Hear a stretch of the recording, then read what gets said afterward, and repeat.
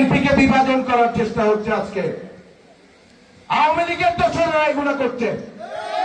এই 17টি বছর তারা ত্যাগ করেছে, বিএনপি করেছে, বিএনপি করে নাই, বাণিজ্য করেছে, পকেট কমিটি করেছে, কমিটি বাণিজ্য করেছে। এখন বাণিজ্যের সুযোগ নাই, আবল তাবল বলা শুরু করছে। কারো গিবট করছি না, মাননীয় এমপি মহোদয়কে একটি কথা বলবো। ছিনতাই শব্দের অর্থ মনে হয় মাননীয় এমপি মহোদয় জানেন না। উনি গতকালও বলেছেন আমি মনোনয়ন ছিনতাই করেছি, আর আপনি সরাসরি ভোট ছিনতাই করে এমপি হয়েছেন। ওইটা ছিনতাই বলে।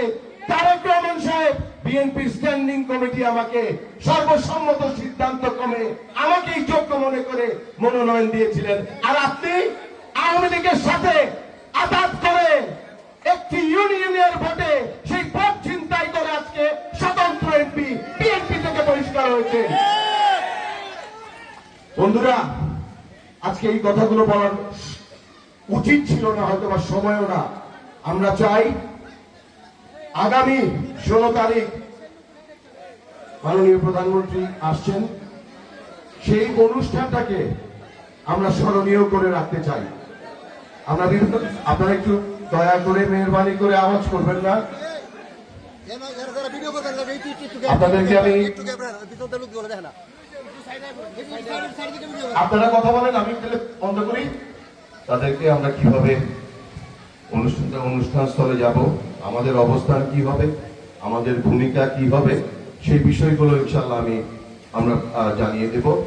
আমরা চাই আপনারা স্বতঃস্ফূর্তভাবে সেইখানে অংশগ্রহণ করেন। এবং এই যে আমার পূর্ববর্তী বক্তারা বলে গেলেন, খুব বেশি বক্তা বক্তব্য দিতে পারে নাই। কুফিয়া ভাই বক্তব্য দিয়েছেন, 9 নম্বর ওয়ার্ডের বক্তব্য দিয়েছেন, আরেকজন ভাই তিনি বক্তব্য দিয়েছেন।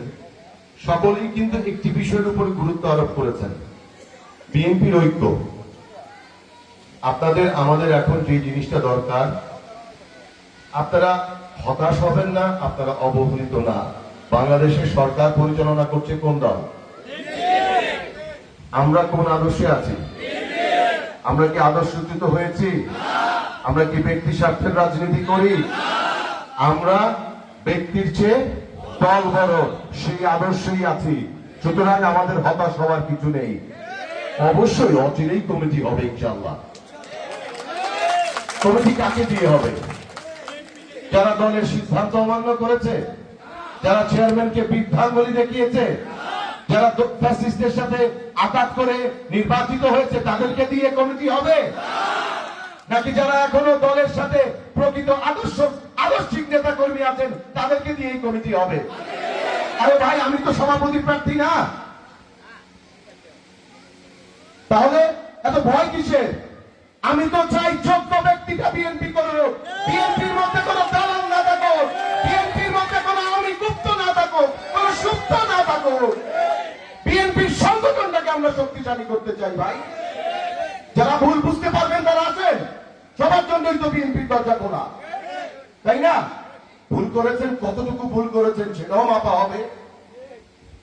আপনারা সবাই মূল্যায়ন চান, অবশ্যই আপনার কর্মের মাধ্যমে তো মূল্যায়ন হয় নাই, তাই না? আপনি 5ই আগস্টের পর বিদেশ থেকে ফিরে আসবেন, তাহলে আপনার মূল্যায়ন ওই 2 বছরের রাজনীতি দিয়ে, এর বেশি তো না। আপনি 20 বছর রাজনীতি করছেন, আপনার মূল্যায়ন 20 বছরই হবে।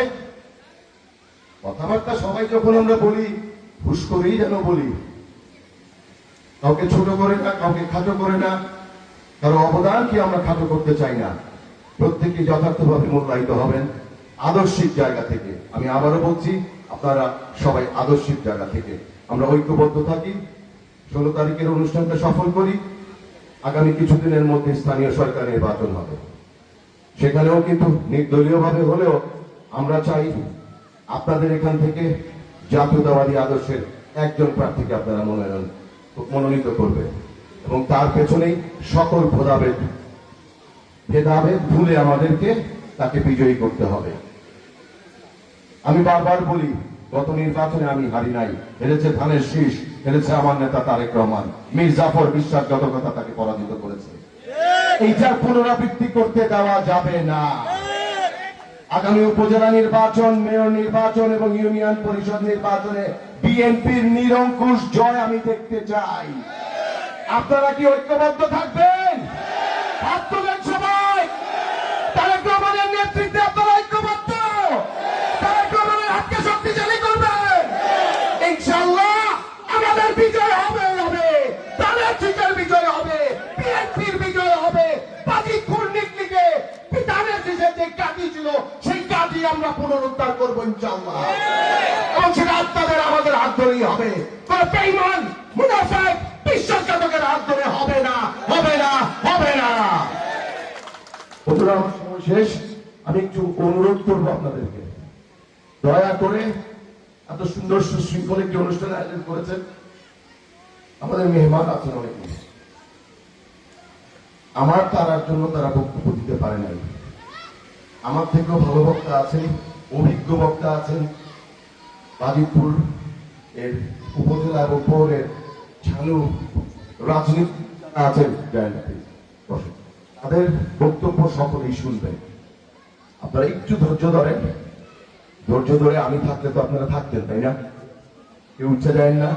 এটা একটা অনুরোধ করলাম। ওনারা যারা আছেন, আমাদের হেলাল ভাই আছেন, করিম ভাই আছেন, রকুন ভাই, জহির ভাই, শাহ আলম, রিপন ভাই, সবাই ছিলেন না আমাদের গাজীর এবং মিরু ভাই, মির হোসেন ভাই, আসাদ ভাই, সবার নামগুলো নিয়ে নিই এই ফাঁকে। ইসমাইল ভাই একটা বড় মিছিল নিয়ে আসছেন আমাদের, ইয়াকুব ভাই, আমার কাকা, তারা কাকা সহ এই যে এতগুলো মানুষ আছেন, পৌর বিএনপির পৌর যুবদলের বিপু, সোহেল, আমাদের রমজান, তানভীরুল হক সোহেল, মারভিন, সব অসংখ্য নেতা।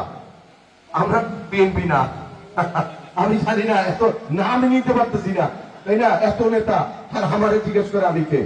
আলহামদুলিল্লাহ, সবার উপস্থিতি, সবার প্রতি কৃতজ্ঞতা জানাই যারা আসছেন, এবং সকলকে অনুরোধ করব আপনারা ধৈর্য সহকারে অন্যান্য যারা আছেন তাদের বক্তব্যটা শুনবেন। আমি আর এহসান রুফিয়া ভাই, আমাদের পৌর বিএনপির সম্মানিত সভাপতি, সাবেক সফল মেয়র, আমরা দুইজন আপনাদের থেকে বিদায় নিচ্ছি। ইনশাআল্লাহ 16 তারিখ আমরা সকলে মিলে এই কিশোরগঞ্জের মধ্যে ইতিহাস সৃষ্টি করব তো? কিশোরগঞ্জে আমরা ইতিহাস সৃষ্টি করব।